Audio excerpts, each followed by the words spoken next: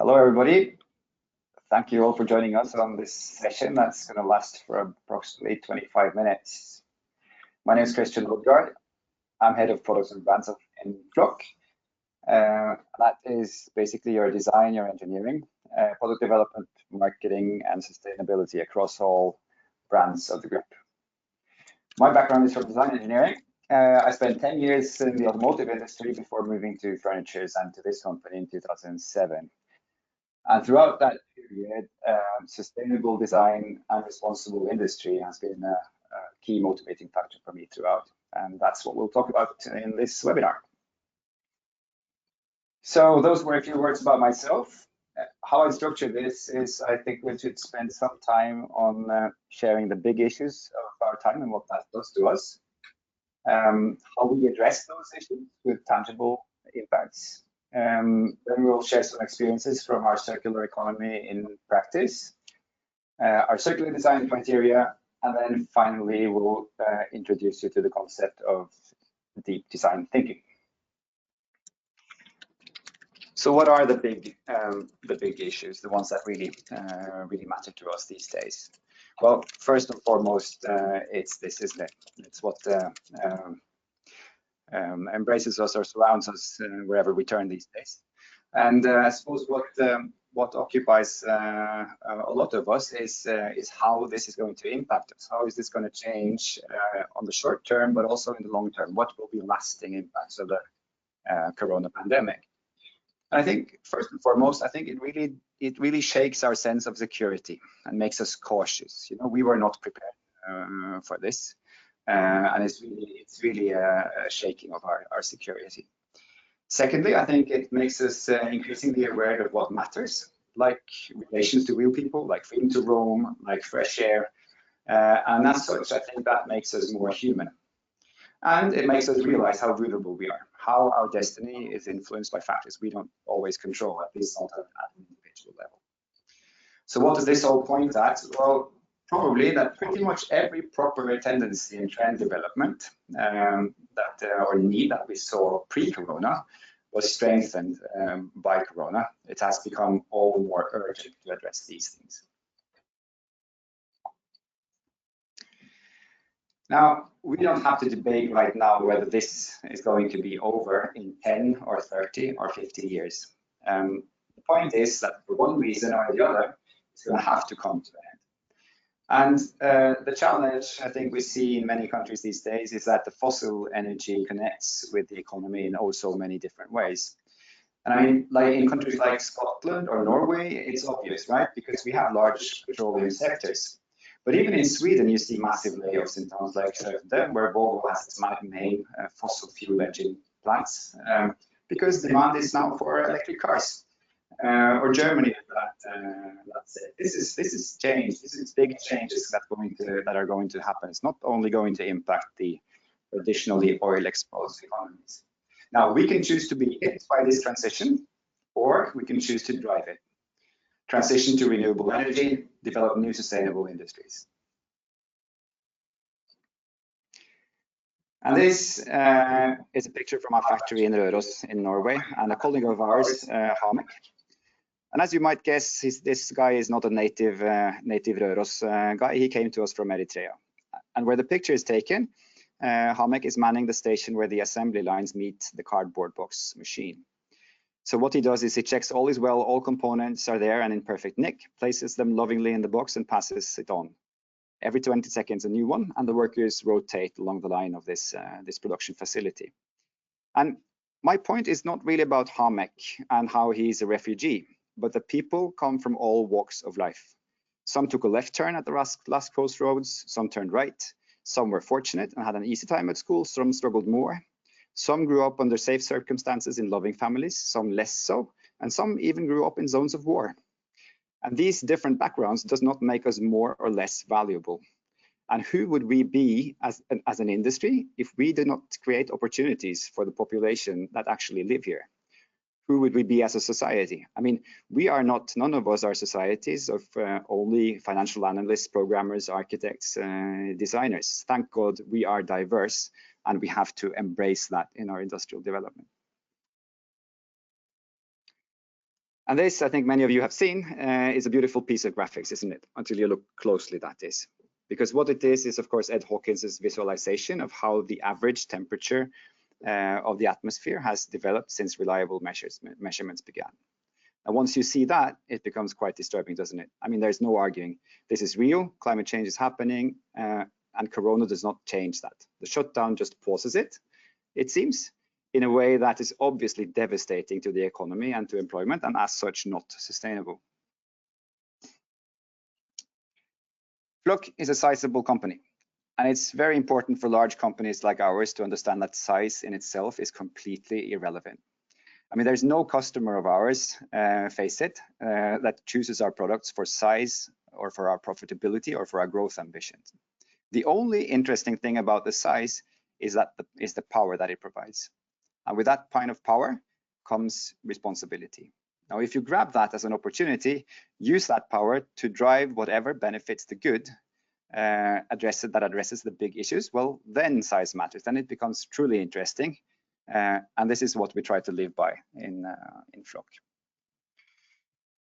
So to wrap up this first section, what do we have to do? What is it that we need to address? Well, we need to build the future of our welfare states, to embrace the population we have and to offer the level of security that our population needs for the future. And we need to do so sustainably. So how do you do that? And of course, this is the first, isn't it? And it's also the easy answer. It's what everyone would agree to and everyone would say. Just don't design shit, right?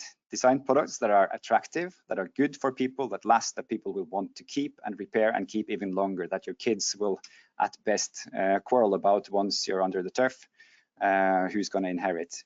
Don't bring out products that people will not need and don't produce waste. But the question is that really enough in this day and age?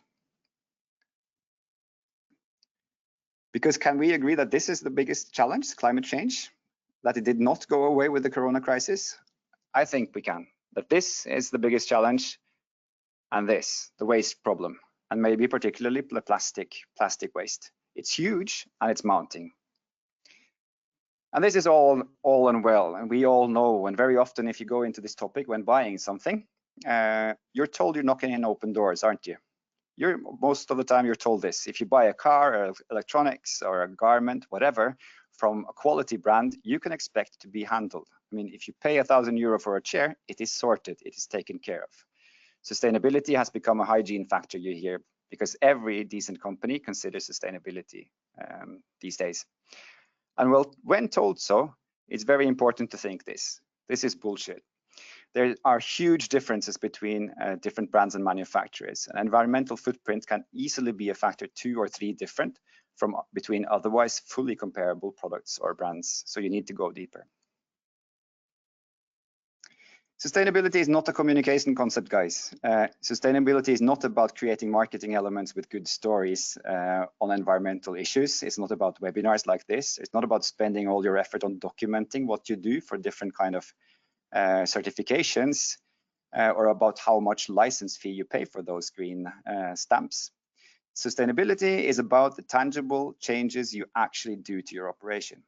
What you do today is different and better for future generations compared to what you did yesterday. And this is where you want to spend your power. So what can you do? I promise tangible measures. Now, you can, of course, make conceptual products that intend to make people rethink their behavior, right? So in very easy terms, use colors and surfaces that bring your mind to nature. Or you could launch a product range with one exotic version with close to 0 carbon emissions through high-tech material. In most cases, so expensive that it's unobtainable for practically any project. Most people will go for the basic version. You could do that. You could introduce a circular business model in the very most traditional sense, buy back your old products, refurbish and resell them. Or you can deploy environmental criteria when you design new and upgrade your old products. And in fact, I don't think these 4 different alleys compare that well. Actually, I think the 2 top ones are not even part of the solution. They're actually part of the problem, because they create an illusion of having done something when in fact you have not. So what we have to do is to dive deeper into the two bottom one. So buy back old products, do them up and sell them again, like we have been doing for the most widely used task share in the Dutch market, the BMA Axia. So for 7 years now, if you own a BMA Axia, we will buy it off you, refurbish it, and sell it again, now with a partner of ours. And remember, the Netherlands is probably the most mature market on the planet in a circular economic sense. These are early adopters, maybe alongside Finland, who have also matured in this respect. Very high attention on sustainability issues. So this setup is marketed, it's celebrated, it's the most well-documented circular economic offering on that market. But still, we sell only 5,000 units of those second-hand chairs a year. Now, that figures might sound high, but it compares to an install base of those chairs in the Dutch market of roughly 600,000-700,000 such chairs. Not a very big fraction. Or if you compare it to Flokk's annual production volume, which is close to 1.9 million units, these are extremely small figures. Now, don't get me wrong, this is great. We really stand behind it. It's going to increase, and we will continue to push it to improve the service, to find new partners, to migrate to new markets and take it to new product categories as well. We will push this, but can we leave it at that? Do we have the time and do we have the patience to wait until buying office secondhand is commonplace? I don't think so. I think we need to do something that impacts much stronger and much faster in addition to this. So how about not waiting for our customers to change their behavior to adopt circular economic options? How about starting with ourselves? How about changing our behavior and go circular right away? Now, the thing is, if you crack down the environmental footprint numbers of the manufacturing company like ours, you will find that cradle to grave, 80 to 90% of the carbon equivalent emissions that we bring about is down to the products. So energy efficient lighting is fine, as are hybrid electric company cars, but that is just scratching the surface. Where the battle really stands, where 80 to 90% of your footprint lies, is with the products. So you have to fight that battle. You have to impact how you design and produce your products. And this is how to do it. These are our circular design criteria. So if it's down to products, it has to be about materials, hasn't it? Because furniture doesn't really emit that much carbon emissions during their use phase. So if it's down to products, down to the materials, how about using less? How about low weight? Fewer materials and weight optimization. And if it's down to products, how about using fewer components? Integrating functions, more functions into fewer components, reduce number of tools, reduce number of process steps, and make it easier to sort the product into pure material fractions at the end of life. And if it's about products and about materials, how about choosing the right ones? How about avoiding harmful substances? How about reducing carbon footprint? How about increasing the use of renewable and recycled material? Or the fourth one, how about the customer not needing a new product at all? How about him or her making do with whatever he or she already has? How about designing for long lifespan? Increasing your guarantee period, make sure products are repairable and spare parts are widely accessible so that the lifespan can be increased. And the fifth one is to make sure you design for disassembly. Make sure that you design for the products to be dismantled and sorted into pure material fractions so the material can be captured, recycled, and used again. Easy, right? So if you push these 5 criteria on the left, it will benefit the 3 factors on your right. It will improve, or rather reduce your climate footprint, ensuring the lowest possible carbon footprint. It will reduce your resource consumption, ensure it's as low as possible. And it will improve the health impact by avoiding harmful chemicals. So let's dive into materials. This is an important one. And how we do this in Flokk is that we sort the materials into 3 categories. So the good, the bad, and the ugly. The ones we prefer to use, the ones we try to use as little as possible, and the ones we will not use, the ones we will not touch with gloves. Now this graph on your right shows carbon equivalent emissions in kilogram from the production of 1 kilogram of material, right? So that's the bar on the right. So say you're designing a backrest of a chair, then nylon or PA6 would be a good choice. It's strong, it's widely available, and it's precise. And for every kilogram of PA6 you use, you cause 9.2 kilogram of carbon equivalent emissions. That's what this diagram tells you. That's rather high, isn't it? So if you know that soon enough, you can modify your design to manage with polypropylene, the second red oval on your right.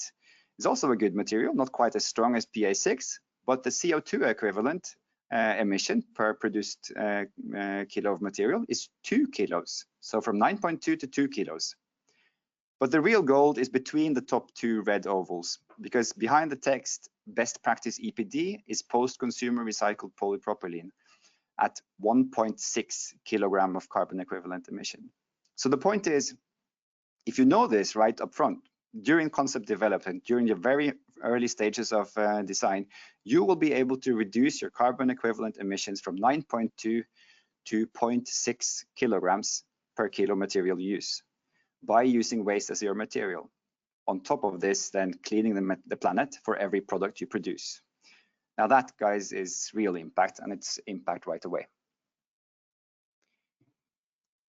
So some of you, I guess, will be buying, right? And if you're buying products, how do you navigate? Now, the problem is that in Europe alone, there are over 450 green certificates. So it's hard, right? Some certificates involve the company, others focus the products. Some focus on the use phase only, while others cover the entire life cycle. Some are national and some are global. It's a jungle. And to make matters worse, many of the certificates are run by commercial organizations that market their logos in competition with other logos on grounds that extend beyond the fact-based. So this is a challenge. But fortunately, there's an answer. There are life cycle analysis, and anyone who were ever serious about these topics would have reverted to this. So life cycle analysis, or LCA, is a systematic calculation of the total environmental impact of one product produced, from mine or oil well if it's plastics, through all the process and logistics steps taken until the product is complete. So that's the method, and there is one international standard that any serious player also will revert to that tells you how to do this. It's the ISO 14025, which describes how to do this and how to verify the calculations so that the numbers are comparable between manufacturers or products. And if you're a buyer, this document, the Environmental Product Declaration, provides you with the king of all environmental purchasing criteria, the carbon footprint figure it contains. So this is a Hog Futu mesh, and what you see is an extract of the EPD. Document is widely available, and it shows you that the production of one such chair brings about 54.5 kilograms of carbon equivalent emissions. So if you want to sharpen up your environmental purchasing criteria, this is the one to go for. So why is this important? How does this impact? Well, it really matters, doesn't it, what we do today? It really can build a substantial circular economy that impacts right away. This product on your picture is one of our most recent swivels. It's the RH New Logic. And altogether, 63% of that chair is made from recycled material, i.e. from waste, 63%. And if you then compare that to everyday objects, you'll see that the 1.3 kilos of waste steel that's used, well, that corresponds to 19 kitchen knives. 8.25 kilos of the aluminium was previously waste, is post-consumer recycled. Well, that compares to 335 beverage bottle cans for one product, right? Or the plastics, almost 5.1 kilo of recycled plastics. Well, that compares to 145 shampoo bottles, and that's just for one product. Now, if you do the maths on the annually produced volumes, well, you see the figures on the right. It's substantial figures, right? It's 63 tons of steel that would otherwise have gone to waste. It's 395 metric tons of aluminium that would otherwise have gone to waste, and it's 165 tons of plastic that would have gone to waste had we not designed like this. So if you do design like this, you see it has substantial impact. And if you purchase on the criteria I shared on the last slide, it will equally drive this kind of development. So how do we work with this? How do we set ourselves up? Well, in Flokk, for all the reasons I think that are now obvious, we would never outsource design. But we always invite external design in to join our team of designers and experts. And we take these collaborations to the extreme, sometimes involving more than one agency. Sometimes we go in Scandinavia, sometimes we invite designers from abroad, but always hovering around Scandinavian design. So just like we have an ambition to inspire great work for our customers, we also aim to do the same for ourselves. And in the images, you see some of the designers that are now collaborating with us, Hunting Narud on the left image, Andersen Boll and Big Game, as well as the Flokk design team. We have set it as our mission to prove that these benefits do not have to come at the expense of aesthetics. So we're committed also to innovating the visual concepts. And when we believe we truly help our customers to better days is when we manage to craft the sweet spots, the true sweet spots of human factors, aesthetics, and sustainability. That's when we help our customers to better days.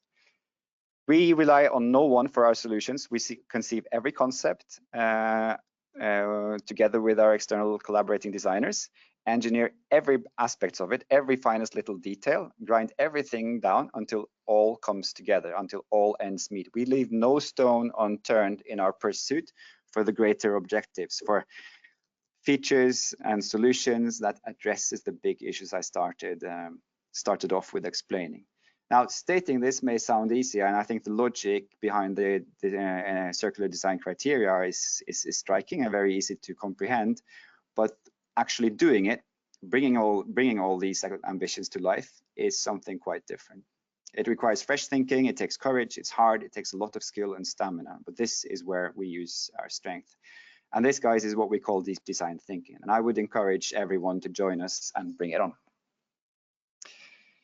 So that's all, folks, for now. I hope you found this useful and maybe even a tad inspiring.